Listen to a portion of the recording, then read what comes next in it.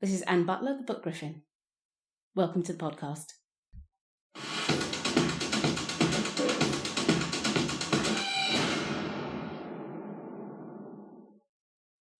The grumpy male main character is now an official trope in romantic fiction, in case you missed it.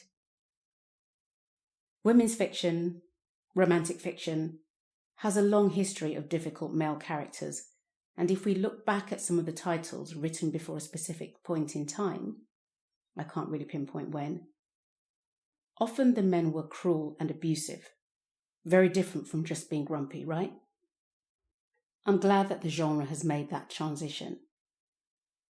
Most of the authors in this space make it clear to us through the book blurbs when our guy is an absolute git or is just grumpy. One of the books I enjoyed recently that featured a grumpy character is Hauling Ashe by L.B. Dunbar.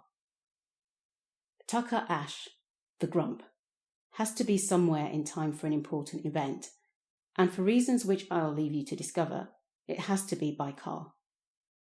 His planned ride fell through, and his PA, coming to his aid, press gangs her sister into giving him his ride.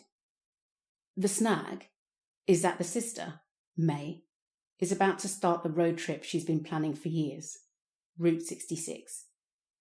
She doesn't want to be rushed. She wants to make stops along the route, visit weird and wonderful tourist spots, and take selfies along the way. In other words, enjoy her long-held dream without anyone bitching and moaning and clock-watching, which Ashe did almost the entire time. Cue an engaging, funny, and ultimately swoon-worthy story of two 40-somethings forced to spend 7 days together on a road trip that starts off as hell but becomes something else entirely.